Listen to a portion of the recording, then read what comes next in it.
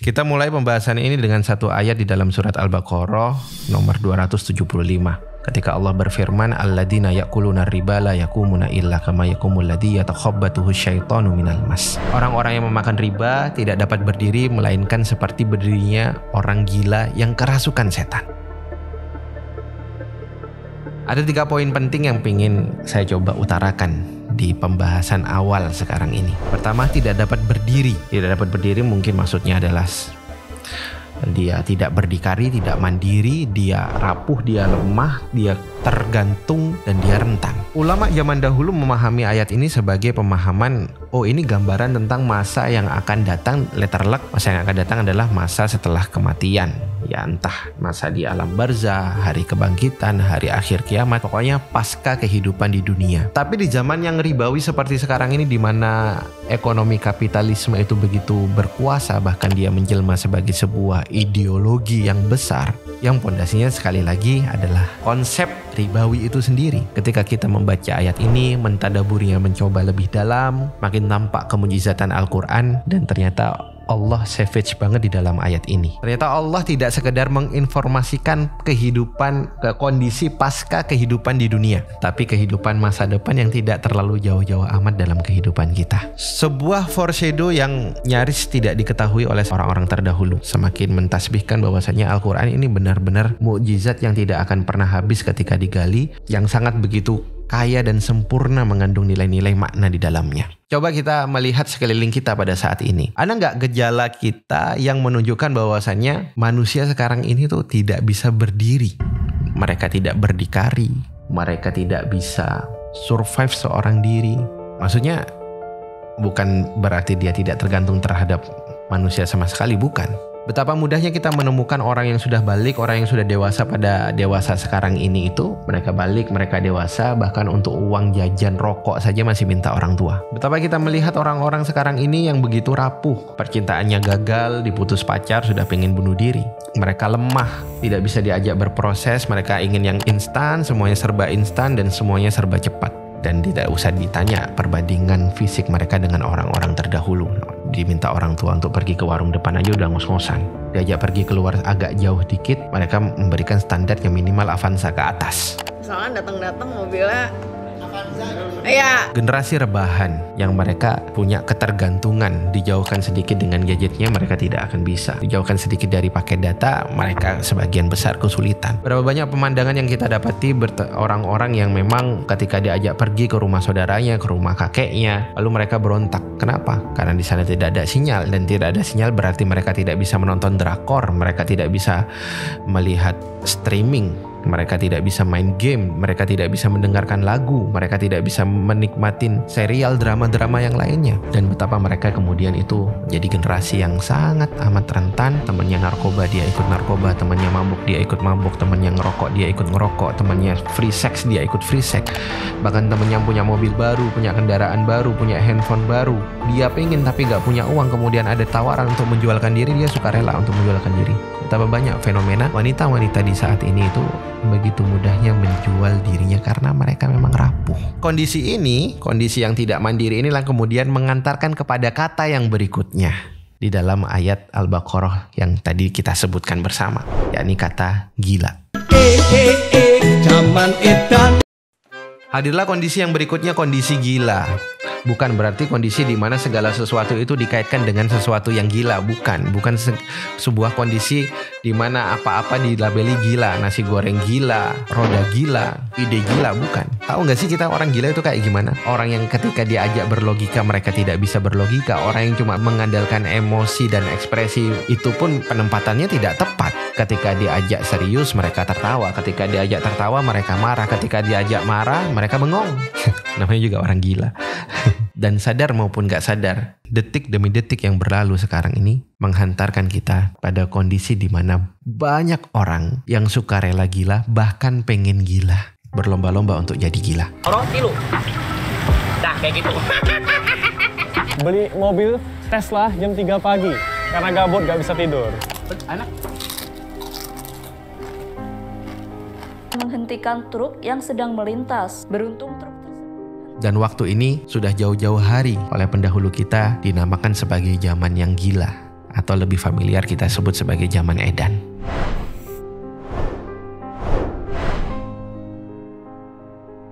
Zaman edan inilah yang kemudian menggiring kepada titik poin yang berikutnya, yakni kesetanan.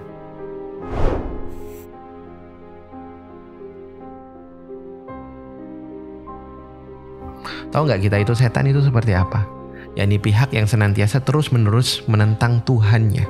Segala sesuatu yang tidak sesuai dengan nilai ketuhanan, itulah dia. Ya sederhananya adalah antipati daripada Tuhan. 3 hal. Yang pertama, generasi yang tidak bisa mandiri, zaman yang edan, peradaban yang mengusung budaya dengan nilai-nilai setan. Dan 3 hal ini kalau kita sederhanakan menjadi 3 kata, yakni fitnah akhir zaman. Dan untuk menuju ke situ tentu saja ada kendaraannya, ada ya baik berupa pemikiran, berupa lifestyle, berupa budaya yang menggiring kepada satu kondisi di mana nilai-nilai itu bertentangan dengan nilai-nilai ketuhanan, di mana Tuhan itu terpinggirkan dan mereka kondisi di mana manusia itu menuhankan hawa nafsunya. Dan untuk menuju ke situ tentu saja butuh proses demi proses, perlu pemikiran, perlu budaya, perlu lifestyle yang jelas bertentangan dengan nilai-nilai ketuhanan yang dan sebaliknya malah menuhankan hawa nafsu mereka. Dan saya sebutkan salah satu kendaraannya di sini adalah 2 kata dan 5 suku kata. 5 suku kata itu adalah layangan putus. Layangan putus. Bukan layangan putus yang dipahami oleh anak 90-an yang letterlek ya. Layangan putus ya layangan yang putus dan kemudian kita pergi mengejarnya. Sebuah fenomena masa lalu yang mengejar layangan putus bahkan lebih mengasihkan daripada bermain layangan itu sendiri bagi sebagian anak di zaman 90-an itu. Tapi di tahun 2019 layangan putus itu berubah kan sebagaimana yang dipahami oleh anak-anak 90-an. Layangan putus menjadi sebuah senjata massal yang mampu untuk menghancurkan citra baik syariat Islam, khususnya syariat poligami di Indonesia. Ini bukan prestasi yang sederhana. Coba bayangkan saja kita menilik kepada sebuah hadis.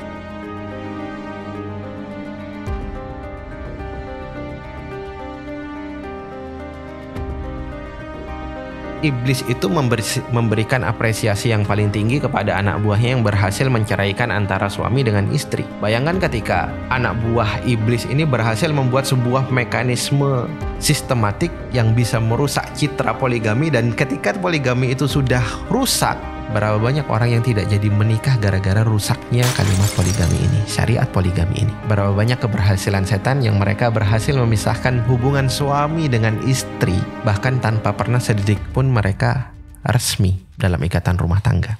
Dan di sisi lain ini sebuah prestasi yang cukup besar. Kenapa? Karena bagi seorang muslim ini bisa menjadi sebuah alat pemurtatan massal. Karena bagi muslim, murtad itu cukup dengan menolak satu ayat atau membenci satu syariat atau menolak satu perintah Allah atau kemudian memandang remeh satu sunnah Rasulullah. Mereka cukup untuk mengkonversi keimanan itu menjadi sebuah kemurtadan.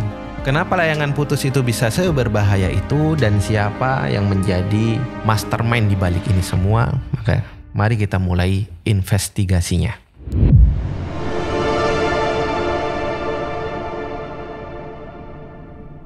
Sebenarnya Indonesia dari zaman kerajaan, perjuangan sampai zaman kemerdekaan dan awal-awal pemerintahan di Indonesia tidak ada masalah berarti terkait tentang poligami. Bahkan kita tahu sendiri presiden pertama, Bapak Proklamator kita, Insinyur Soekarno adalah praktisi poligami. Yang sekarang kita tahu bahwasanya anak keturunan dari Soekarno itu kemudian memimpin Indonesia dan ternyata mereka cukup vokal untuk menolak poligami. Atau tokoh yang berikutnya misalkan Raden Ajeng Kartini, anak hasil poligami orang tuanya, kemudian dipoligami dengan suaminya Raden Adipati Djorgårdiningrat.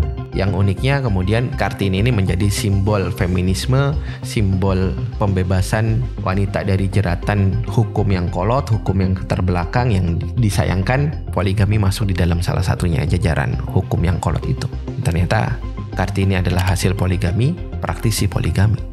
Yang dikutip oleh Republika, Sejarah Anwar Tiar bahkan menyebutkan Hadratus Syekh Kiai Haji Hashim Asy'ari adalah pelaku poligami itu sendiri. Pendiri NU itu pelaku poligami.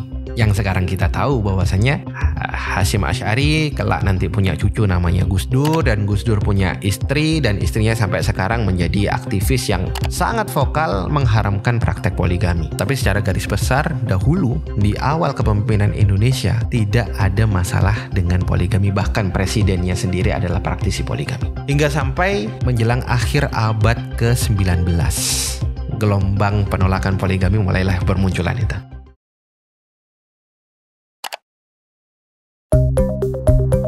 Sebagaimana apa yang dipahami oleh sebagian kepercayaan yang meyakini bahwasannya iblis itu sebenarnya gagal menggoda Adam. Buktinya Adam itu tidak pernah tergoda sampai Allah menciptakan Hawa untuk mendampingi Adam. Dan akhirnya ketika gagal menggoda Adam, gagal menggoda laki-laki, iblis banting setir mencoba menggoda Hawa dan ternyata berhasil.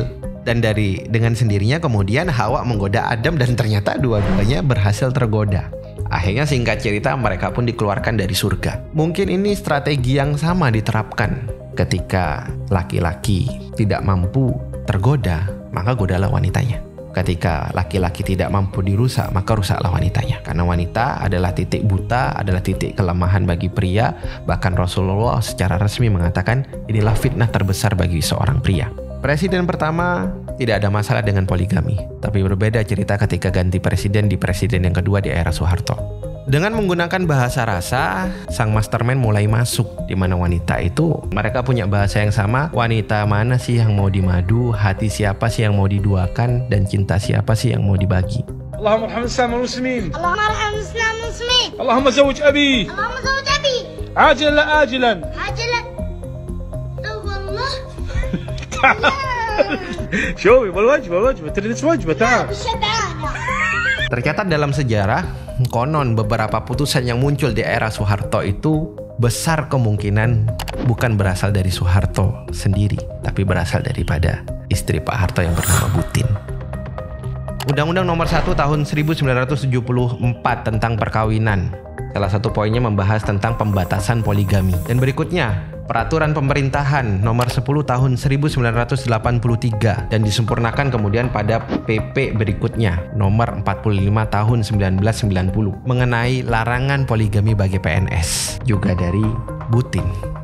Bagi PNS yang melanggar ini, maka dia akan mendapatkan sanksi etika, dan itu aturan berjalan sampai dengan saat ini. Di setup yang pertama, sang mastermind berhasil mencoba sedikit demi sedikit memposisikan siapa yang poligami berarti dia tidak beretika. Setup berikutnya pada tahun 2000-an, saya masih ingat, saya masih kecil. Di situ era kepemimpinannya Bu Megawati, simpang siur orang bahkan mengatakan ada orang RI 2 loh. Siapa orang RI 2 itu? Itu adalah Agim, orang yang punya pengaruh nomor 2 setelah presiden itu sendiri. Karir yang begitu luar biasa dari dai yang bernama Agim ini tiba-tiba jeblok lantaran beliau memilih jalan hidup untuk berpoligami. Hal ini bukan serta-merta kemudian kesalahan keputusan poligami. Toh poligami itu secara syariat jelas hukumnya. Boleh-boleh saja, dia opsional, bahkan dianjurkan dalam kondisi tertentu. Tapi ternyata media tidak memandang itu. Media tidak memanfaatkan momentum ini sebagai edukasi masyarakat Indonesia yang mayoritas beragama Islam ini lebih dekat terhadap sunnah Rasulullah dan apa yang dilakukan oleh Rasulullah beserta para sahabatnya yang banyak yang melakukan poligami. Tidak. Tapi mereka justru mengambil angle depoligamisasi, desyariatisasi, deislamisasi, deradikalisasi, dan monsterisasi khususnya terhadap syariat poligami itu sendiri.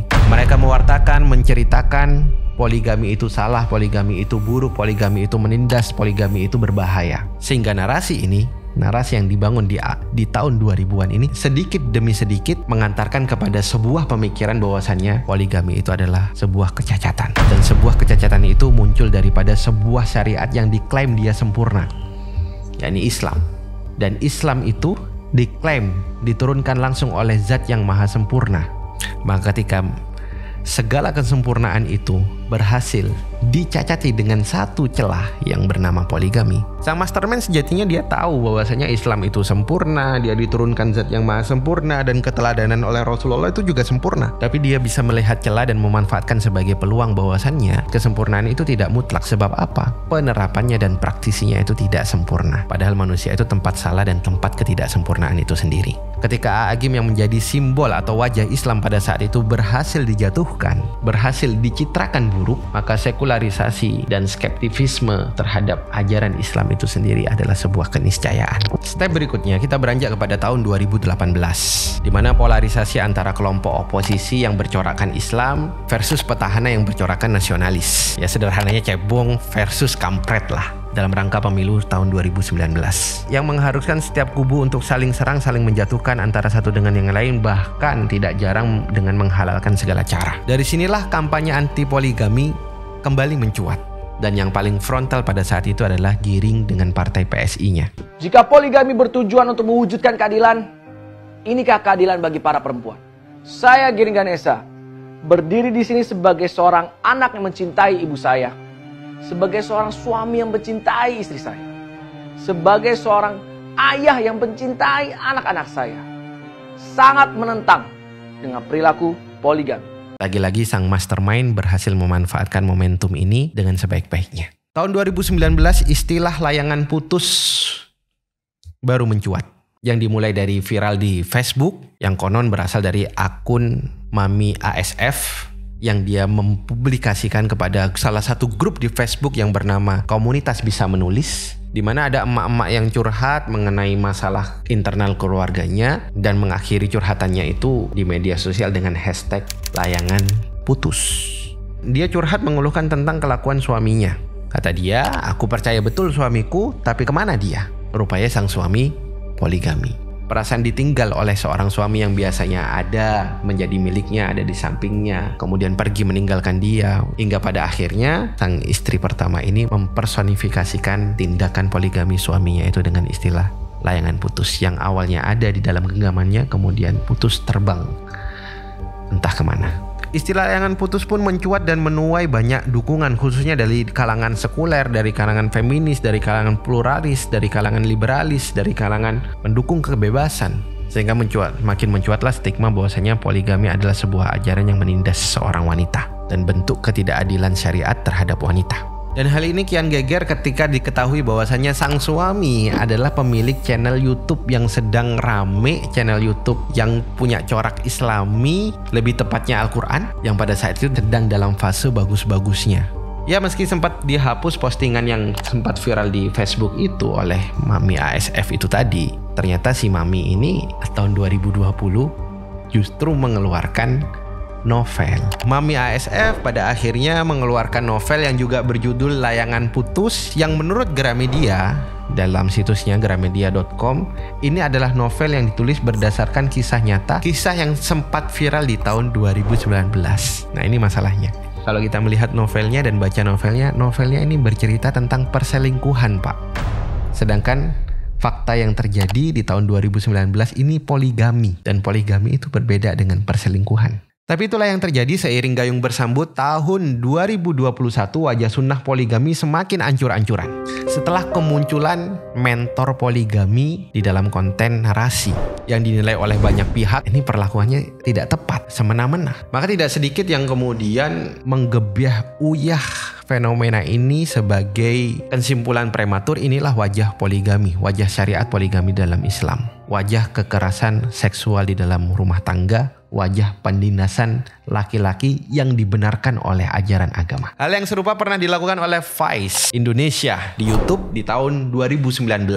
Dan tak jauh dari mentor poligami, masih di tahun 2021 WTV merilis serial yang juga berjudul Layangan Putus. Ceritanya lucu juga. Sebenarnya sebelum MD, pokoknya ada yang mengajak juga itu nulis buat dibukukan. Dari situ sih memang kayak seneng Terus pihak MD datang dan pihak MD ini yang paling ngejer. Ya, ini sebuah serial web Indonesia produksi MD Entertainment yang disutradarai oleh Benny Setiawan dan diangkat dari sebuah kisah viral yang bermula dari tulisan curhat di media sosial yang dilanjutkan penulisannya kepada novel berjudul Layangan Putus juga, ditulis oleh orang yang sama dengan nama pena Mami ASF. Dan serial ini kemudian dibintangi oleh Reza Rahardian, Putri Marino, dan Anya Geraldine. Serial ini kemudian ditayangkan di WTV dan iFlix pada tanggal 26 November 2021 sampai sekarang, dan juga sempat ditayangkan di RCTI pada 9 Februari tahun 2022. Dan boom.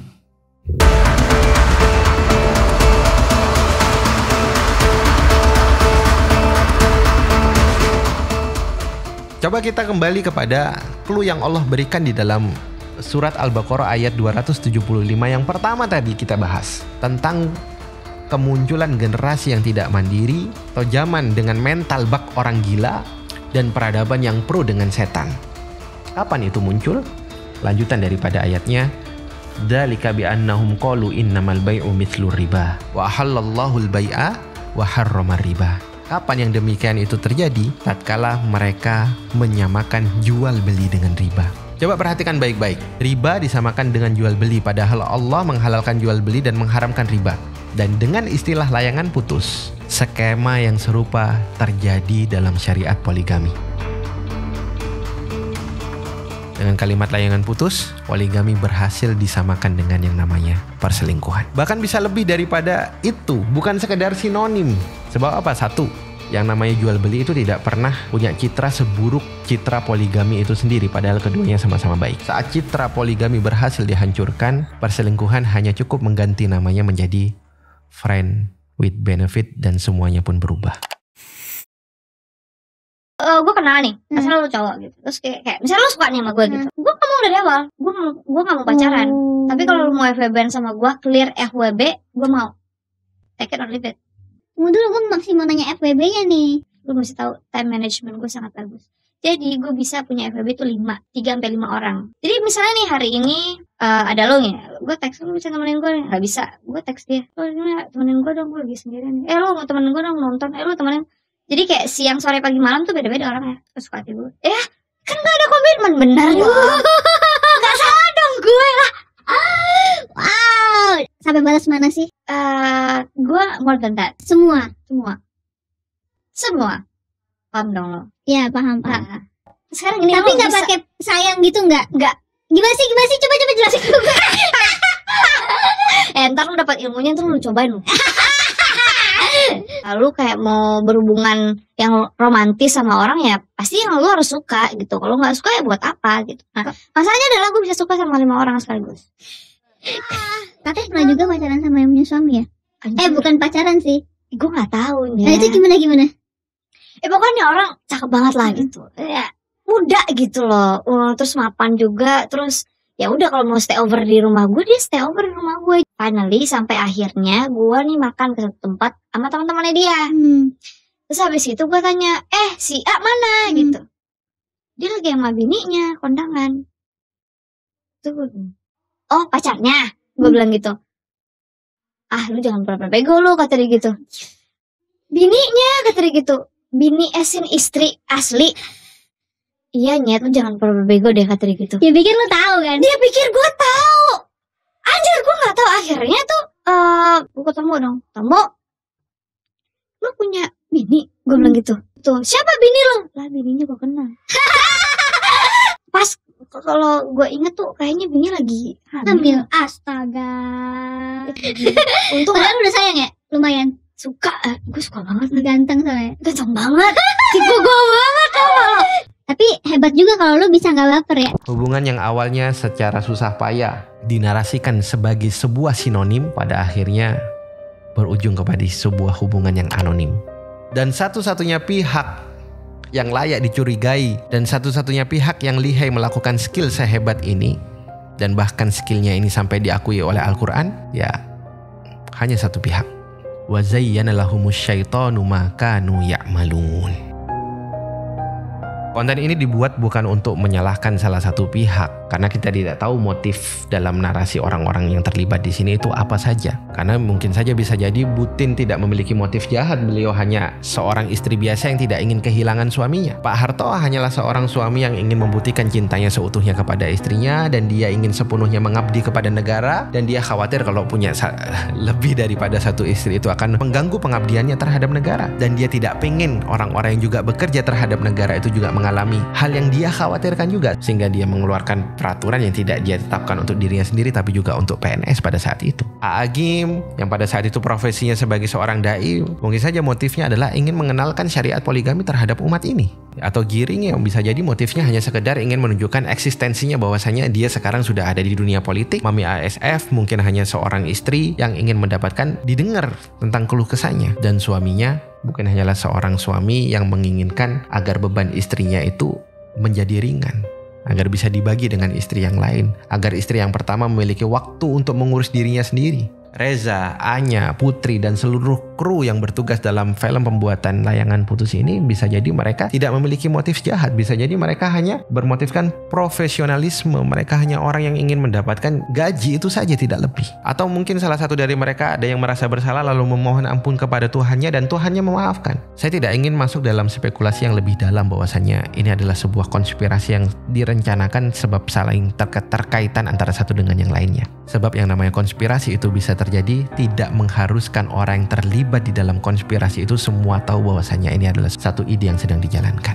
Hanya cukup kehadiran satu mastermind, maka konspirasi itu bisa berjalan. Sebuah teori yang sederhana berbicara, kalau kita ingin mencari tahu otak di balik sebuah kejadian, maka lihatlah siapa pihak yang paling diuntungkan setelah kejadian itu terjadi. Itulah otaknya. Maka kita lihat dari fenomena yang panjang kita jelaskan tadi, siapa pihak yang paling diuntungkan ketika poligami itu dicitrakan buruk, ketika syariat Allah itu dicacati, ketika kemahasempurnaan Allah itu diragukan, ketika sunnah Nabi SAW itu diperdebatkan. Siapa lagi yang diuntungkan kalau bukan setan? Innahu lakum aduwwum mubin.